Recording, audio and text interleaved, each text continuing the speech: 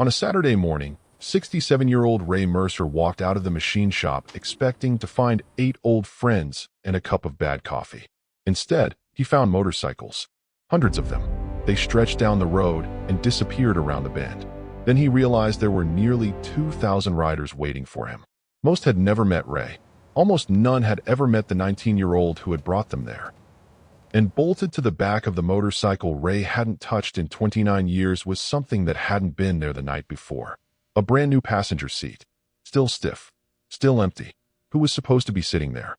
And why had a dying 19-year-old gone to such extraordinary lengths to put someone on that seat? To understand that, we have to go back 7 months, to a hospital parking garage, where an old biker met a young man who was running out of time. It was the second week of November, cold enough that the concrete held it. Ethan Cobb was standing near the stairwell with his hood up, waiting on his mother to bring the car around, because the walk to the far row was longer than his left leg wanted that afternoon. About 50 feet away, an older man in a faded leather vest was trying to start a motorcycle that would not start. It turned over. That was the maddening part. It cranked strong and clean and did absolutely nothing else. The man let off, waited, tried again. Same sound. He shifted his weight, adjusted something, and tried a third time, and the garage handed the noise back off the walls. Ethan watched for a full minute without moving. He knew what it was inside of 15 seconds. He watched for the rest of that minute because there is a particular pleasure when you have spent 2 years being the person other people fix in watching somebody else be wrong. You're flooding it. The man didn't turn around. I know what I'm doing. Then why isn't it running? That got him a look, and not a friendly one. Gray in the beard. Forearms like a man who had worked with his hands for 40 years and never found a reason to stop. There was a patch on the front of that vest with a date stitched under the lettering, and nobody read it that day, including Ethan. He came over, taking his time about it, and got down on his good side, which is not a graceful thing to do with a cane. He put 2 fingers on the bottom of the float bowl and ran them along the seam. Got a screwdriver? The man reached into his saddlebag and handed one over, handle first, without a word. Ethan tapped the bowl twice. Not hard. A tap and a half. The way you knock on a door you're not sure anybody's behind. Hold it wide open. All the way. Then crank it. The engine caught on the second revolution, came up rough, and settled. The man let it idle. He looked at the cane leaning against the front tire. He looked at the paper wristband sticking out from under a sweatshirt sleeve. Then he looked back up at Ethan's face, which is a small thing, and it mattered a great deal later. Where'd you learn that? My uncle's shop. Mowers, mostly. Bikes are just loud mowers. The man made a sound that was not quite a laugh. He put his hand out for the screwdriver, and a horn went off down at the end of the row, short and apologetic, and Ethan said something like "That's me," and got himself turned around. And by the time he reached the car, the screwdriver was in his jacket pocket, and neither man had noticed. Who was that? His mother asked. Guy with a bike. Was he bothering you? No, Mom. That was the whole meeting. No names. Nothing either one of them would have thought to write down. Here's what you need to know about Ethan Cobb, and it isn't the part you're expecting. He grew up in his uncle's shop, Cobb Small Engine, a metal building on the east end of Delaney Falls with a hand-lettered sign. Wade Cobb painted himself in 1998 and never once repainted. Ethan's father moved to Texas when Ethan was 8, and after that the boy spent his afternoons on a stool at the back bench with a coffee can of parts in front of him, because that's where his mother knew he'd be safe and where his uncle knew he'd be useful. Wade Cobb is not a talker. In all the time you're going to spend with him, he says almost nothing. What he does is hand people things. By 15, Ethan could diagnose a dead two-stroke by the smell of it. There was a plan, and everybody in that family knew it without anybody having said it in a room. Ethan takes the shop at 25, Wade retires, the sign stays. The pain in his leg started when he was 17, and everybody assumed it was ball, or growth, or the way he'd been sleeping. It was a tumor in the femur. They took the tumor and gave him back a leg that worked, mostly. Then 14 months went by clean and ordinary, and everyone let their shoulders down. It came back in September, in his lungs. He was 19. Now here's the part that actually got to him, and it took his family a long while to see it. The church on Hollis Street held a fundraiser. There was a flyer, and it went up on the corkboard at the diner and in the window of the feed store, and it had his senior picture blown up too large, so the grain showed. There was a page online where strangers left comments with hearts in them. A woman he knew from the grocery store. A good woman, who meant every word of it, pushed her cart aside in the produce aisle and cried at him for a solid minute while he stood there holding a bag of apples saying, "It's okay. Thank you. Thank you." He said thank you about 400 times that fall. He was in the back of Wade's shop in October, sitting with his leg out straight, and he said it flat, the way you'd read a number off a gauge. "Everybody keeps doing stuff for me. I'm running out of ways to say thank you." Wade didn't answer. He reached over, picked a carburetor off a dead pressure washer, and set it down in front of him with a rag. Ethan cleaned it. That was the closest thing to comfort anybody offered him for months, and it was the only kind that worked. His mother, Denise, dispatched school buses. Up at 4:40, out the door by 5:15, home to a kitchen table and a folder of insurance paperwork that got thicker every week. Most nights, she fell asleep in the recliner with the lamp on, because getting up and going to bed was a decision, and she had already made all of hers for that day. She and her son loved each other very much and lied to each other constantly, gently, in small denominations. "How you feeling?" "Fine." "You sleep?" "Yeah." Neither of them was fooling anybody, and neither of them called it. The screwdriver stayed in that jacket for 3 weeks. Which is how, on a cold Friday in early December, Ethan came to be riding up Copperhead Ridge Road looking for the man it belonged to. The road runs out of town past the water tower and turns to gravel about 1.5 miles in. At the end of it, set back behind a stand of poplars, there's a house with a fabrication shop bolted onto the side of it like an afterthought that outgrew the original idea. Inside that shop, there is nothing that isn't square, level, and where it belongs. There's a wall of jigs Ray Mercer built himself, one at a time, over 30 years. By the door of the house, on a hook, there's a woman's canvas coat that has hung there since Carol Mercer died 6 years ago. And there are 2 motorcycles. The first is a 1999 Road King, and Ray uses it like a wheelbarrow. Hardware store, feed store, home. He rides it the way another man walks to the mailbox. The second one is under a tarp in the back bay. Once a year, in the spring, Ray pulls that tarp back and changes the oil in a motorcycle that has not moved. He warms it, drains it, refills it, checks the plugs, wipes it down, and covers it again. The battery stays on a tender year-round, so there's a small green light in the corner of that garage that has been burning in the dark for a very long time. The tires still hold air. They have not touched a road since 1997. You should know something about who Ray was, because none of it ever came from him.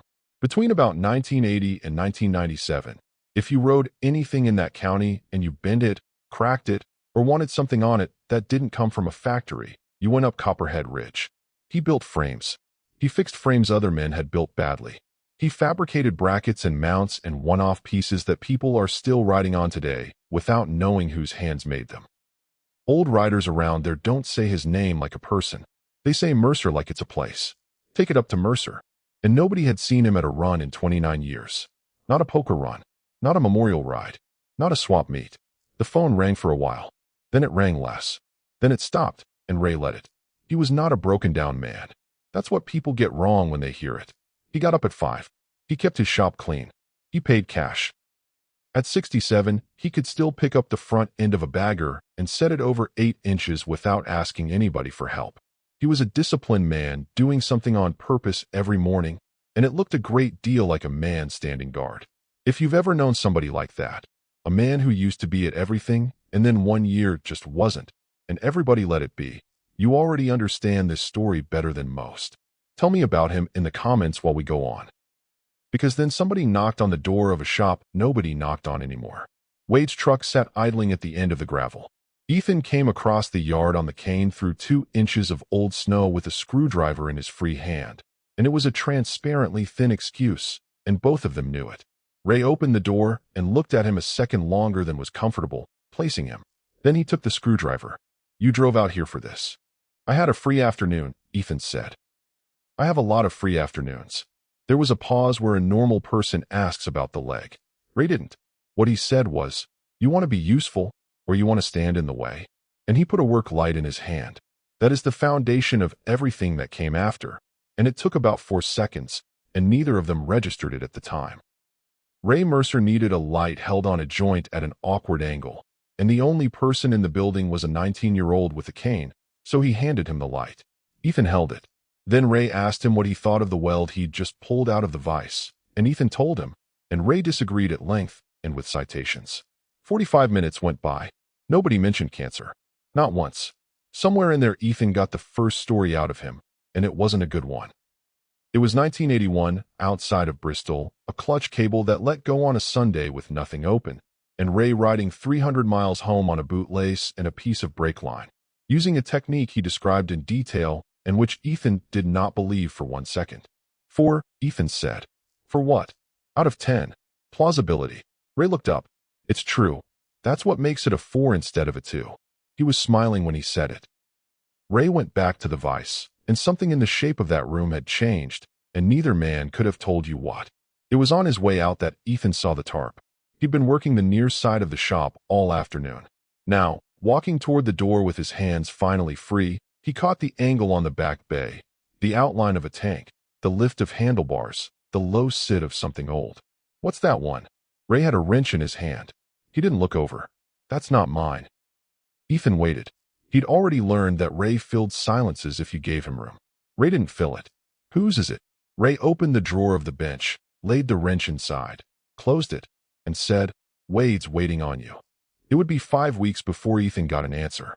And when it came, it wasn't the one anybody would have guessed. Ray turned up at the hospital 11 days later. Nobody invited him. He'd asked which days Ethan was there, and Ethan had said Tuesdays, mostly, and Ray had said, which by then Ethan understood to be a complete sentence with several possible meanings. He came up the hall of the infusion suite on a Tuesday morning with a coffee can in his hand. Not flowers, not a card. A 1-pound Maxwell House can with the lid pressed on, and inside it a chainsaw carburetor in about 14 pieces with the gaskets in a sandwich bag. He set it on the tray table beside the chair and said, Diaphragm shot, or it's the inlet needle. I can't tell which, and I'm not going to sit there squinting at it. Ethan looked at the can. He looked at Ray. He picked up the first piece with his free hand. The nurse's name was Marisol Reyes, and everybody in that building called her Mars. She came around the corner 90 seconds later and stopped dead. No, it's clean, Ray said. It is objectively not clean. It's been insolvent. That's worse. That's so much worse than what I thought you were going to say. The argument lasted 4 minutes, and Mars lost it, which she'd tell you afterward she did on purpose. She'd been watching that particular young man sit in that particular chair since September, and it was the first Tuesday he hadn't spent staring at a ceiling tile with his jaw set. By January, she was leaving a folded towel out on the tray table before Ray arrived. She never mentioned it. She just left the towel. That was the winter.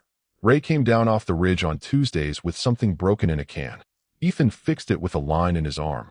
They argued about float heights and jet sizes and whether anything built after 1985 was worth owning, which Ray maintained it was not, and Ethan pointed out that the Road King he rode to the hardware store was a 1999, and Ray said that was different, and Ethan said, How? And Ray said, It's different, and as far as Ray was concerned the matter was closed. Ethan taught him to text. This took a month and never fully took. Ray had a flip phone with actual buttons, and he composed a message the way a man engraves a headstone. They arrived 3 hours after the thing they were answering, always in capital letters. Okay. No. Tuesday. Once, after Ethan sent him a photo of a dog wearing sunglasses. I don't know why you sent me this. Ethan kept every one of them. They started stopping at the Kettle on the way back. Fran Doyle had owned that diner 30 years, and she took one look at Ethan the first time and made a decision about him she never revisited. She put down a cheeseburger with onion rings piled past the rim, and Ethan said, I'm not really supposed to, and Fran said, That's nice, and walked away. Ray never said one word about that plate. Not all winter. It mattered more than the food did. And Ray talked. He'd stopped talking to most people a long time before, and it turned out the mechanism still worked. It just needed somebody sitting across from it.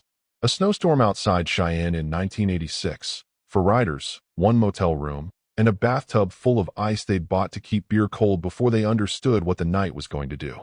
A stray dog he carried 200 miles in a saddlebag with its head out, all the way to a farm in Tennessee where a woman took one look at it and started crying. A wedding in the parking lot of a VFW hall in 1991 because the church had double booked, 90 people standing in a horseshoe of motorcycles with the headlights on, and the bride's mother furious about it for roughly 11 minutes, and then not furious at all. 8. Ethan said, about the snowstorm. 8's low. You said the beer froze. In a bathtub. Full of ice. That's what happened. 8. The dog got a 3, which Ray took as a personal insult and litigated for 2 weeks. The wedding got a 9. 9, Ray said. Out of 10. It's a good story. It's true. That's why it's a 9 and not a 4. There's a kind of gift that doesn't look like one, and that was it. Everybody else in Ethan Cobb's life that winter was managing him, watching his color, counting his bites, arranging their faces before they came in the room. His mother did it out of love, the staff did it out of training, the neighbors did it out of decency. All of it was 100 small reminders a day of what he was. Ray Mercer handed him a broken carburetor and argued with him about it. There was an afternoon in the truck, heater rattling, when Ethan said something about his own situation so flatly grim that Ray laughed out loud before he could stop himself. A real one, the kind that surprises the man it comes out of. Then Ray's hands went tight on the wheel, and he started to say something that was going to be an apology. Ethan cut him off. See, that's the thing nobody else will do. Ray didn't answer, but he didn't apologize, and he never did again after that. Denise saw the change in her son before she saw the cause of it. He was sleeping better. He argued with her about the thermostat, which he hadn't bothered to do since summer. One Saturday, he came out of his room and said, unprompted, "Is there coffee?" And she stood at the counter with a mug in her hand and had to turn and face the sink. She was grateful. She'd have told you so, and it would have been true. She was also, quietly, in a place she didn't enjoy looking at, jealous of a 67-year-old man she'd met twice who did not appear to like her much. She had held that house up with both hands for 2 years. And what her son had needed, it turned out, was somebody to hand him a work light and expect something from him. She didn't say any of that out loud. Not that winter. It was Ray who brought it up, in the end. Not Ethan. That's important. In January, he called the house phone, in the evening, like a man from a previous century, and asked if Ethan wanted to come out Saturday. He gave no reason. Nothing was broken. He said, "Come out Saturday," and hung up before there was any risk of a conversation. Wade dropped him at the end of the gravel and said he'd be back at 4. The shop was warm. Ray had the kerosene heater going and the big light on over the back bay, which he had never once had on before. He didn't explain. He took hold of a corner of the tarp and pulled it back, slow and heavy the way canvas comes off, and the dust came up into the light and hung there. Underneath was a 1978 Harley-Davidson FXE Superglide. Original paint, and you could tell, because nobody chooses that color on purpose in this century. A hairline scratch down the right side of the tank, maybe 4 inches. Solo seat. A shovelhead motor with the fins gone soft-edged from decades of hand cleaning. Not restored. Not a museum piece. A motorcycle somebody had ridden hard, and somebody else had kept alive. Ray stood beside it with the tarp bunched in his fist and gave the whole thing in 5 sentences, because 5 was all he had. I bought this bike new in '78. I was 19. I rode it 15 years. I gave it to my son on his 22nd birthday. He was killed on it 4 years later. And then, that's the whole thing. There is a right thing to do in that moment, and almost nobody does it. Almost everybody says I'm sorry. Almost everybody reaches for the man's arm. Ethan looked at the motorcycle and said, "Is that the stock carb?" Ray's shoulders came down about an inch. "No. Makuni. Put that on in '84. Kick or electric?" "Both. Kicker's original. Electric leg's been rebuilt twice." Points. I'm not putting an ignition module on a shovel. Why not? Because I'm not. They talked about that motorcycle for half an hour, and 13 minutes in, Ray started saying he instead of I. He liked it loud. He put those pipes on it, and Ray told him they were junk, and he ran them 4 years anyway. He wouldn't wash it. Wouldn't wash a motorcycle. Said the road was the road. The name came out around minute 20, sideways, in the middle of a sentence about a tank badge. Danny. Ray didn't announce it. He didn't slow down or brace. He used his son's name in a story about a badge and kept going. And Ethan didn't react at all, which was the most useful thing anybody had done for Ray Mercer in 29 years. It was near the end that Ethan noticed the bracket. He'd crouched on the right side to look at the rear brake linkage, and there, welded and bolted to the frame behind that solo seat, was a mount. Fabricated, not factory. Somebody had cut it and shaped it and drilled it, and it was good work, better than good, and there was nothing attached to it. "What's this for?" Ray was across the shop hanging a rag on a hook. "It's not for anything. Ethan stayed down there a second longer with one hand on the frame rail. Somebody made this. Odometer's never been reset, Ray said, from over by the bench. In case you were wondering, everything on that gauge, he put on it, or I did. And that was the end of that subject. Ethan understood that it was, and he stood up and let it go. He went home that night and did what he always did when something didn't add up. He started taking it apart. By February, they were working on the motorcycle together, and neither of them ever called it what it was. Ray called it maintenance. Tank off, fuel lines out, new lines cut to length, plugs, points. The same going over he'd given it every spring for decades. Except this year, there was somebody on a stool beside him handing him wrenches and disagreeing with him. They did not talk about riding it. The idea sat in the corner of the shop with the folded tarp on top of it. He taught Ethan to weld on a Saturday. Scrap flat bar, a practice bead. He set the helmet on his head, then stood behind him and put his hands over the young man's hands to steady the angle. Ethan laid down a weld that was, by any professional standard, terrible, hot, wandering, undercut on one side, a bead like a caterpillar that had made poor decisions. Ray studied it a while. Well, he said, it's attached. Ethan kept the scrap, took it home in his jacket pocket. They were cleaning up that afternoon when Ray started talking about 1978, and it took Ethan a minute to understand it wasn't a road story. Ray had been 19, working 2 jobs, one of them welding. He'd wanted that super glide off the floor at a dealership 50 miles east so badly, he went in 3 separate times to look at it without money. When he finally came in with the money, he was $40 short. 40.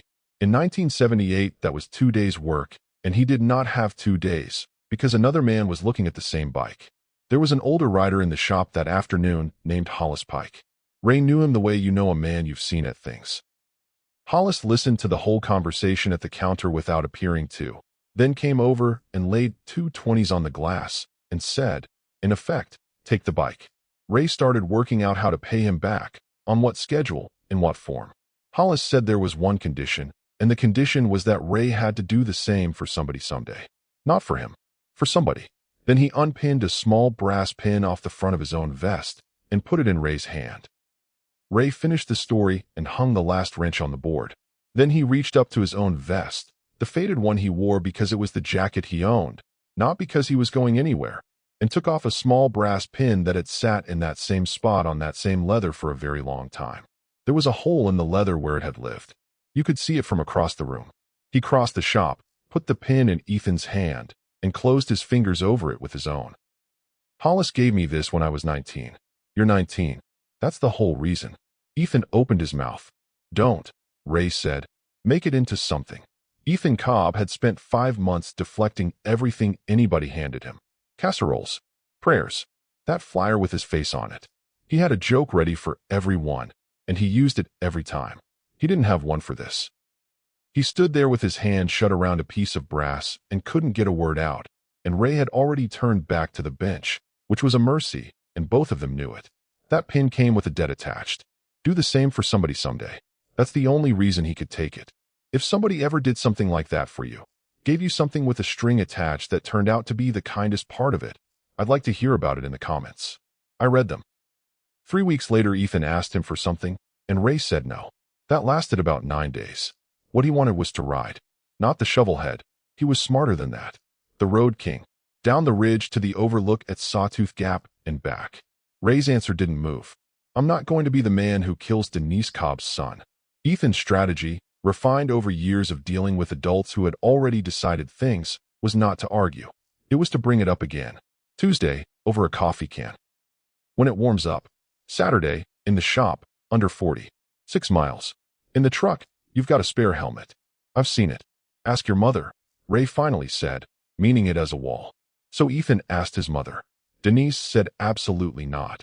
In the kitchen, louder than she intended, and then said it again quieter, and then went to work at 5:15 the next morning and thought about nothing else for 4 days. It was Mars who moved her, and Mars wasn't even on the clock. She was in the corridor with her coat on, going home. Denise was outside the infusion suite doing the thing she did, standing very straight with a folder in her arms. They talked about nothing for a minute. Then Denise said it out loud, because Mars was the only person in that building who had ever given her a straight answer about anything. Mars thought about it. She said one sentence. He's 19. At some point the point stops being how long. Then she said goodnight, and the only time it ever came up, said the way you'd mention weather. For what it's worth, I've got a Sportster, and I'm still here. And she left. Denise found a stairwell on the second floor where nobody went, and cried in it for about 6 minutes with her hand over her mouth. Then she washed her face and drove home. She said yes on a Thursday, with conditions, and she listed them like a woman reading a contract, because that was the only way she could get through it. The Road King, not the other one. 6 miles, out and back. Under 40, and she wanted Ray to say the number back to her, and he did. Wade follows in the truck. A helmet that fits, and she'd check it herself. And home before dark. Yes, ma'am, Ray said. He went out to his truck and sat in it a minute before he started it. It was the third Saturday in March, cold and bright, the kind of afternoon in those foothills where the light comes at you sideways, and every bare tree on the ridge has an edge on it.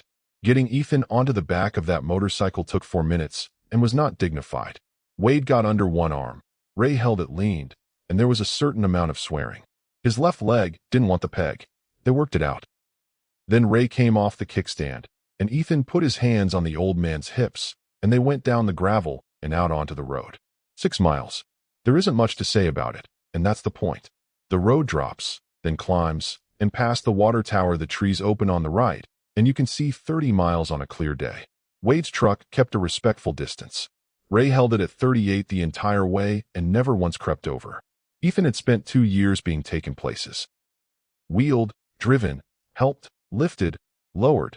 2 years of moving because other people moved him. He was moving now. Nobody was carrying him. The cold got in through his collar and made his eyes run, and he did not care about one part of it.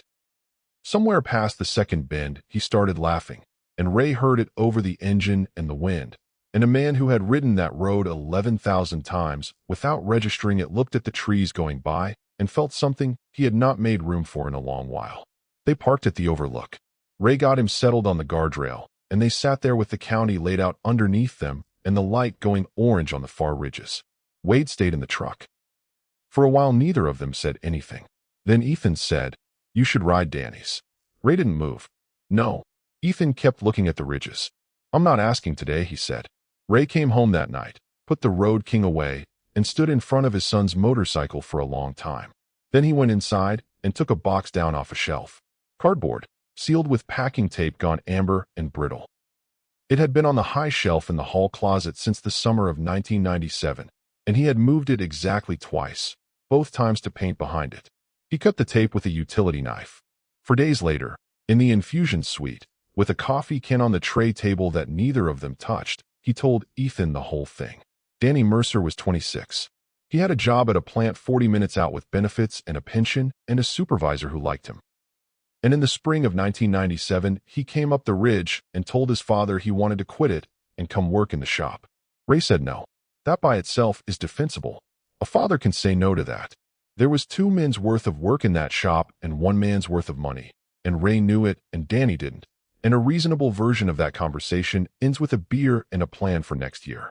But Ray was a proud man, and pride does its worst work through the mouth. He didn't just say no. He said it the other way. He said things about steadiness, and about what a man does, and about the difference between wanting a thing and being ready for it. Danny left angry on a Friday night. The last thing Ray Mercer ever said to his son was, "Then don't come back till you've got something to show for yourself." Danny was riding home Saturday morning when a driver came out of a farm road. There was no villain in it. No drinking, no speed, nothing a court could put a name on. Just a morning, and a road, and 2 vehicles in the same place. He was 2 miles from the house. 3 days after the funeral, Ray went out to the shop because there was nowhere else on earth to be. There was a cardboard box sitting on the bench. Inside it was a 2-up passenger seat. Brand new, still in the factory wrap, correct for a 1978 FXE. The receipt was folded once on top, dated 3 weeks earlier, and Danny had already made them out. Cut it, shaped it, drilled it, welded it, bolted it to the frame behind the solo seat. Good work, better than good. And then left it empty, waiting on the part. He had bought a seat so he could take his father riding. On the motorcycle his father gave him. Ray taped the box shut and put it on the shelf. In a hospital chair 29 years later, he said it out loud for the first time in his life. People think I don't ride it because it hurts. He was looking at the floor. It's not that. He bought that seat so I'd be on the back of it. After what I said to him, he shook his head once. I'm not entitled to that seat. Ethan didn't argue with him. That surprised everybody, including Ray, who had come and braced for it. For the speech, for he'd want you to, for all of it. It didn't come. Ethan sat there a good while. Then he asked one question. What happened to your friends? 2 weeks later, Wade drove his nephew out to a shop on the state road with a hand-painted sign that read Vale's Cycle and FAB. Sonny Vale was 71 and had known Ray Mercer since 1977. He came out from behind the counter when Ethan explained who he was, then stood there holding a shop rag and looking at this young man on a cane a second too long. Ethan had come out there expecting a particular story, the one everybody expects. People move on. People get busy. Nobody meant anything by it. What Sonny told him was the opposite. Since 1998, on the second Saturday in June, there has been a ride out of that shop. Sawtooth Gap to the old shop road and back. They call it Danny's Run. 60 riders the first year. 140 last June. 28 years, consecutive, not one missed, including 2 in the rain and 1 where the Gap Road was closed and they went the long way around. There's a patch. There are men who have ridden it every single year and never met Danny Mercer and couldn't pick him out of a photograph. Ray has never come. Sonny called him the first year, the second, third, fourth, fifth. The 5th time, Ray asked him, not angrily, which Sonny said was the worst part of it, to stop calling. So Sonny stopped calling and kept writing. We never left him, son. He wasn't looking at Ethan when he said it. He left. There's a difference, and it took me about 10 years before I could say that out loud without feeling like a hard man for saying it. Behind him on the wall was a corkboard layered 3 deep in flyers going back decades and photographs. And in one of them a young man in his 20s stood beside somebody unmistakably Ray Mercer with dark hair. Then Sonny went around the counter and pulled open a drawer. Patches. Identical except for the year. 28 of them, stacked and rubber-banded and gone dusty on top. 1 a year. Ray's. He'd ordered them every year with the rest of the order and never sent a single one, because he did not want to be the reason a man had a bad June. Ethan looked into that drawer a long moment. Then he asked when the run was. Sonny said the second Saturday in June.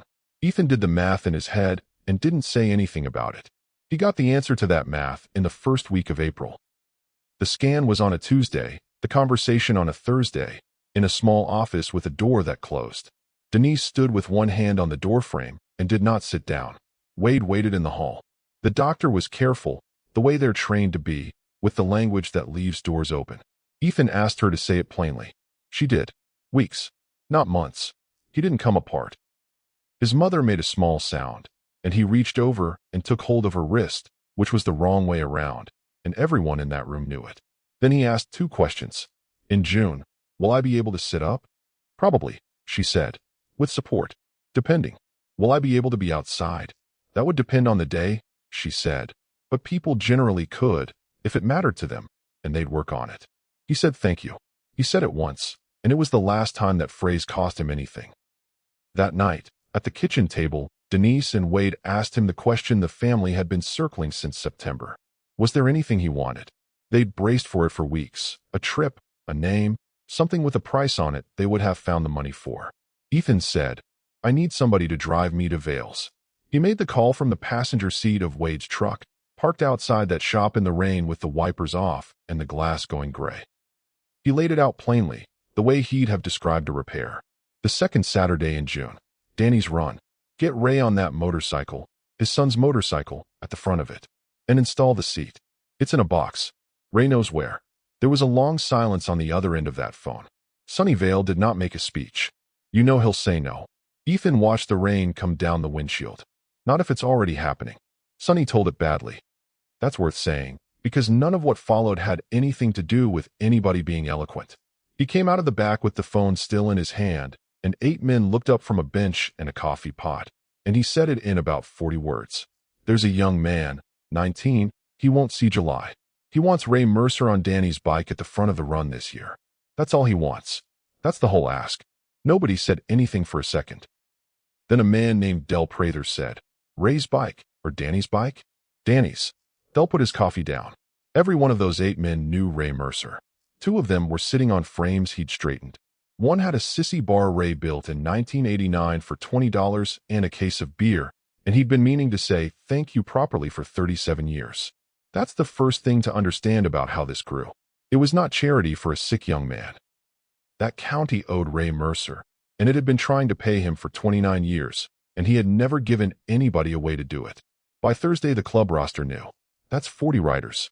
By the weekend, Sonny had gone down the Danny's Run list, the same list he'd worked every spring since 1998, about 150 names, and made 150 phone calls, and he did not ask a single one of them to come. They were already coming. They came every year. All he told them was why this year was different. In late April, he drove out to a swap meet 2 counties over to buy a tank he didn't need, and ended up across a folding table from a man named Booker Hines, 48, Army, 12 years, road captain for a riding association that ran across 4 states and had been putting together escorts and charity rides for a decade. The kind of man who could tell you the fuel range of every bike in a group of 300. Sonny told him the story. Badly again, because that was the only way he had it. Booker listened all the way through without interrupting. Then he asked one question. He's not asking for anything for himself. Sonny said no. Booker looked at the table a second. Then I've got about 300. There was a woman named Trina Okafor, 29, who ran a regional riding page out of her kitchen because she liked it, not because it paid. She'd lost her father 4 years earlier, and he'd been a rider, and when it came across her feed, she understood it immediately. She didn't dress it up. She wrote what it was in plain sentences and put the date on it. It went sideways from there, which is how these things actually travel. Not up to somebody famous. Sideways. Veterans groups picked it up. A women's riding club in South Carolina. 2 church riding ministries.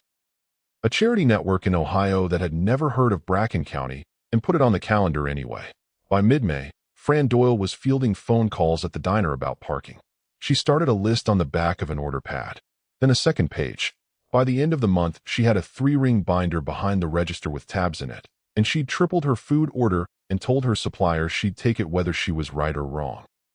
A deputy came by Vales to ask what kind of numbers they were looking at, because the sheriff's office needed to know about the Gap Road. Sonny gave him a number. The deputy laughed. Then he looked at Sonny's face and stopped laughing and asked him to say it again. And the whole time, the secret held. Barely.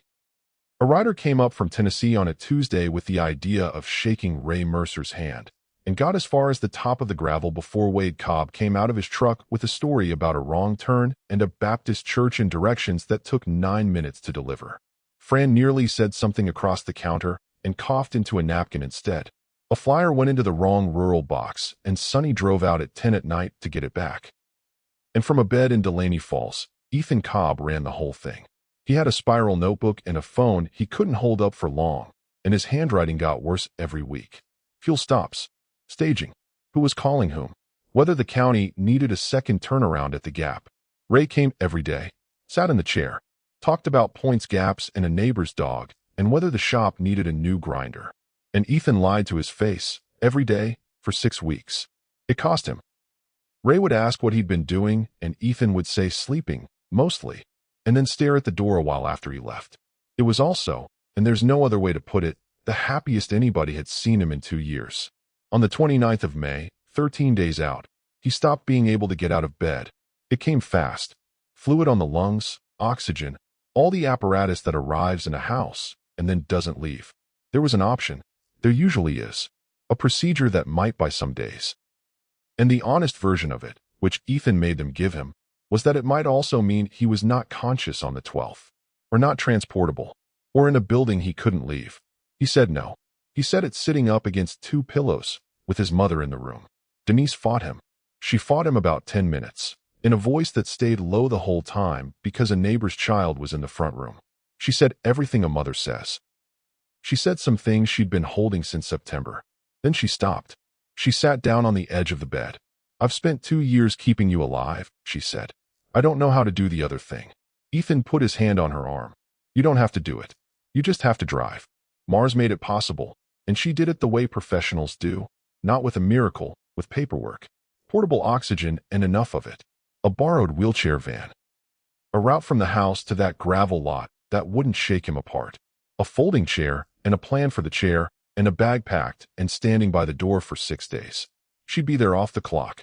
She never made a thing of it. Sonny called Ray on the Wednesday and said a few of the old boys wanted him out at the shop Saturday morning. Coffee. Half an hour. Ray said no. Ray, I asked you once a year for 5 years, and then I quit for 24. A pause. I'm asking. Ray said yes to get him off the phone. The second Saturday in June came up clear and about 61 degrees at sunrise. Ray Mercer got up at 5, like always, and put on a clean shirt to have coffee with 8 old men. He noticed the traffic first. There is no traffic on that state road at 6:40 in the morning. Cars on both shoulders a mile out. Trailers. And he couldn't make the turn into the lot because the turn was full. He parked 400 yards short and started walking, and he was irritated about it. 20 motorcycles. Then 100.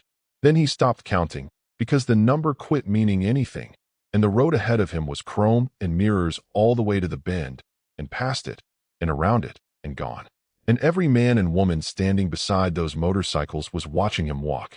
Nobody cheered. Not one person. The only sound in that whole quarter mile was Ray Mercer's boots on the shoulder. Sonny stood in the doorway of his shop. Behind him, on the floor, under the big light, was a 1978 Super Glide. Wade and Sonny had taken it out of that garage in the night with a ramp and a blanket and instructions written on a page of a spiral notebook. It had been cleaned, not restored. The hairline scratch was still down the right side of the tank, because Ethan had specifically said don't touch it. And bolted to the mount Danny Mercer cut and welded with his own hands in 1997 was a black 2-up seat, straight out of a box. Ray's legs stopped working for a second. He put a hand on the doorframe. Then he saw him. Ethan was in a folding chair beside the shop door in a jacket 2 sizes too big, a blanket over his legs, a cannula under his nose, Mars standing behind the chair.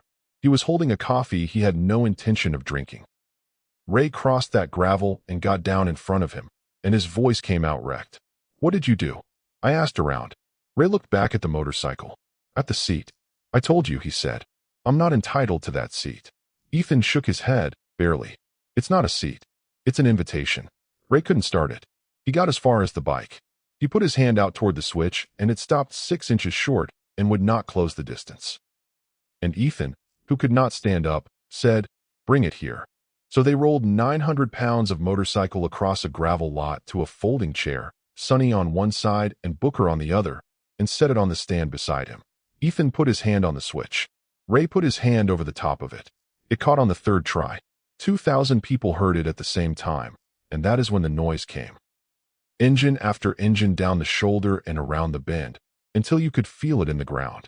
Sonny brought out a drawer's worth of patches that morning, and they went on to a vest that already had one, from 1998. Ray got a leg over his son's motorcycle for the first time in 29 years. Ethan said 2 words to him. Home before dark. Ray had said that exact sentence to Danny every Friday of his life, and he had to turn his head away before he could answer it. Then he pulled out at the front of Danny's run, with an empty seat behind him and 2,000 motorcycles behind that. He was back before dark. He sat down on the gravel beside a folding chair and told one more story, a bad one, from 1983, involving a fuel line and a state trooper. Ethan gave it a 6. It was not a 6, and both of them knew it, and that was the point. Ethan Cobb died 19 days later, at home, in June. At the funeral, Denise found Ray outside and put the brass pin in his hand. He tried to give it back. She closed his fingers over it the same way he had once closed her son's. She told him her boy had been happier in his last 5 months than in the 2 years before them. She said she'd spent a while being jealous about that, and that she'd stopped. The next June, Danny's run had a second name attached to it. Ray rode at the front. He's ridden every year since. He still has that Super Glide, and the seat behind him doesn't stay empty.